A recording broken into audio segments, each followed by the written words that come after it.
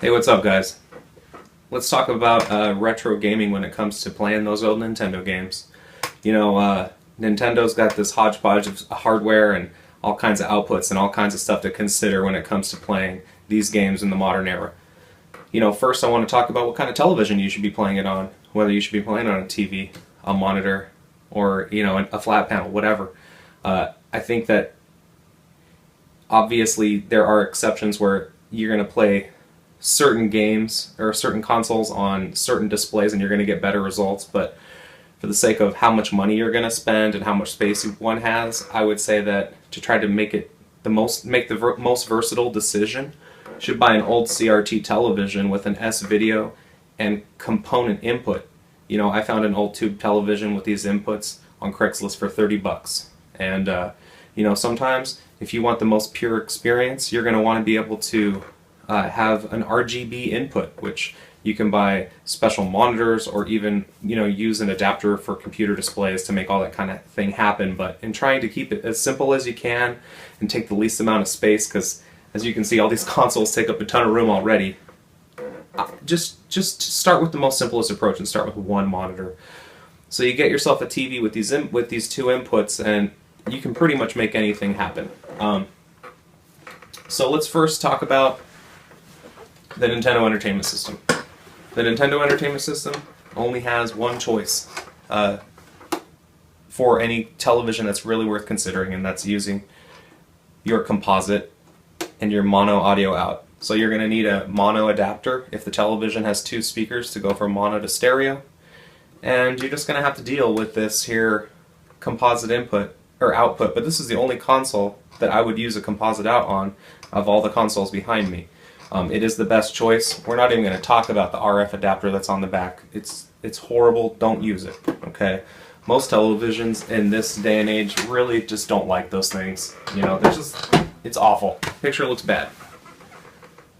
Moving up to the Super Nintendo, it has this thing called the multi-out where you can put any kind of adapter on the end, maybe composite or even that RF thing that we talked about. I don't think you really want to use anything on this one other than the RGB out. And the RGB out can be shown to you by plugging in a special cable that has a SCART plug on it, and that'll allow you to have straight RGB output out of this device and go straight into this, which is just basically a breakout box that converts the RGB signal that you're going to plug in here out of the console and convert it directly to component. There is a small amount of loss in quality, but this is so much better than using composite. It's unbelievable. You won't believe the kind of image that you can get out of just something like this. I think I paid $40 for this. It's been a game changer because, moving up to the next level, I have the Nintendo 64, which, has composite and S-video, which S-video is better than composite in the fact that it has, two dedicated channels to the output, one for chroma and one for luminance, but this is actually a modded Nintendo 64 that takes the RGB straight off the console, just like the Super Nintendo, and has a little circuit built into it to boost the signal so that I can hook it up to my box here and have component out of my Nintendo 64, and the image quality is like nothing you've ever seen. It's commonly accepted that the Nintendo 64 is just a muddy thing to look at, and all the textures and everything is blurry, and that's just not the case. This console set me back about $90 with a mod, with the mod.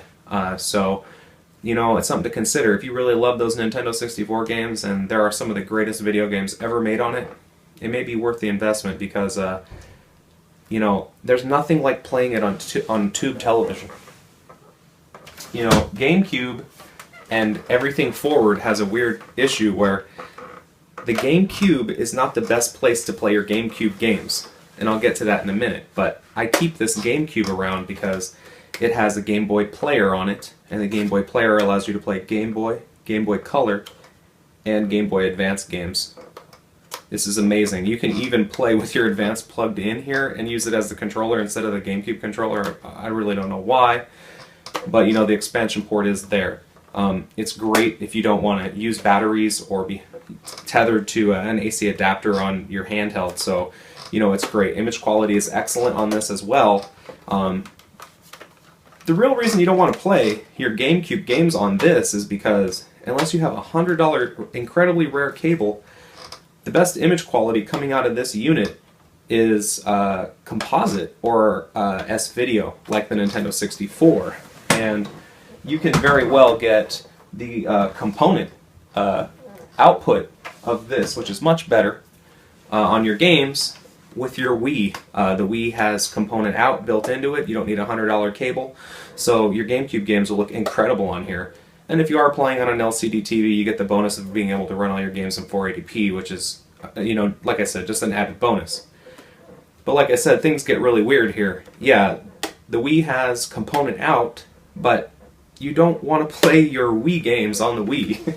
You want to play your Wii games on your Wii U, because this has HDMI out, and HDMI out is far superior to the component in the fact that, you know, you get to take advantage of the scaler on this if you're going to play on a new TV, and you can up-res if you want, but more importantly, again, you get better fidelity.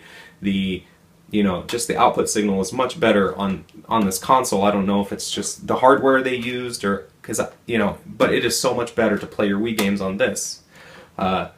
So, you know, it gets really weird towards the end. You should be playing your Wii games on your Wii U, your GameCube games on your Wii, and your handheld games before the DS on your GameCube. So, you know, I just kind of wanted to share my experiences with you guys about, you know, just how roundabout some of it gets. But, again, buy yourself a tube TV, get one of these here SCART-T YUV boxes, and, you know, I think I might have had to spend about $5 or $10 on each cable for most of these consoles to work with this system, but again, the experience is better than you've ever known and worth every penny. And thanks for watching. And don't forget to visit Goki.com, #1 in the world.